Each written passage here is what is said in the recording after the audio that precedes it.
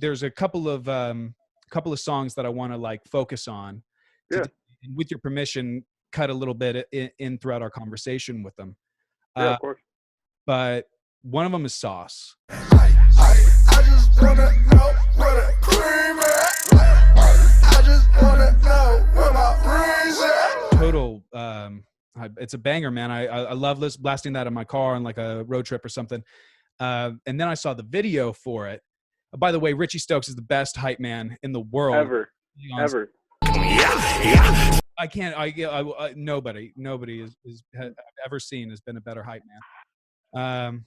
And then I saw the video, and the video is like black and white. You've got a severed head on a chair. There's a blackface Jesus on playing a banjo that may or may not be censored. I have to.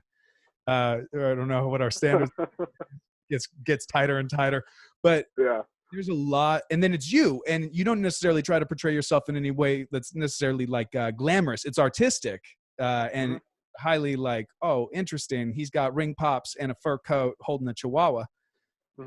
So how did you, what do you feel like your brand is? How did you decide to sculpt it, you know, with that presentation? Because Sauce, I would say, is probably one of the first.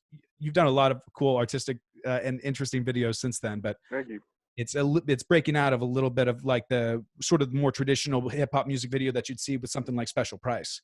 So where was your head out, and how did you begin to define yourself as an artist?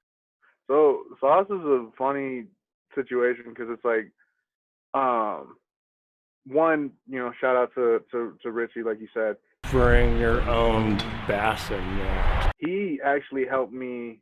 Me and him, we were working together at the time, and we would just come up with these ideas of like, yo, let's just do something crazy. Like, let's just do crazy ass shit that like you have no choice. I didn't care if you didn't like the song.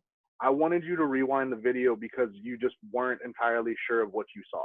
It was just like, I need to see this again. Like, I have to go back because I'm slightly uncomfortable. Was that a blackface Jesus playing a banjo? Why is this fat guy's shirt off? What's with the ring pops? It was this thing where it was like, I wanted to play off of, you know, people's uncomfortability, I think, ultimately. And the song itself, when you dive into it, it's just entirely about how like the industry is so geared and focused on like this brand and this image and this energy, and you got to be this certain way and this, that, and the other.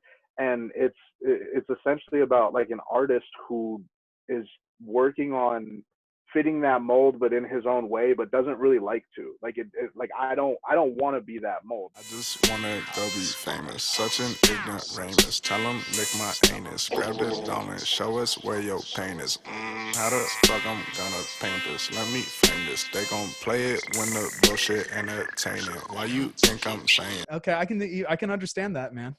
Yeah, so so to me it was like, it wasn't like a demographic thing though. It was like, I don't want to be like, I don't want you to put a bunch of fucking chains on me and like make me like, you get to pick what I make music about and things of that nature. Like, I want to do what I want to do, and I want to talk about things intellectually, but on a lit scale. So it's like with Sauce, for instance, when you listen to it up front, it's like, yo, I could bang this out of my car.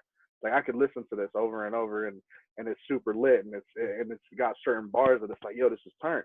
But then when you really dive into the lyrics of Sauce, you're like, yo, this shit is like mad woke, kind of. I don't believe in woke. I believe everybody's fake woke. But like it's mad fake woke as fuck. You know what I mean? Like, this shit is like, he's actually talking about shit.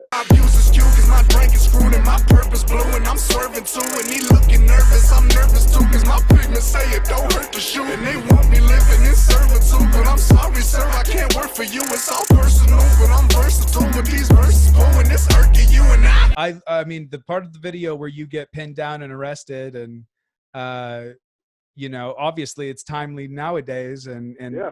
Timely then, it continues to be timely because it's likely your life experience, and that's right.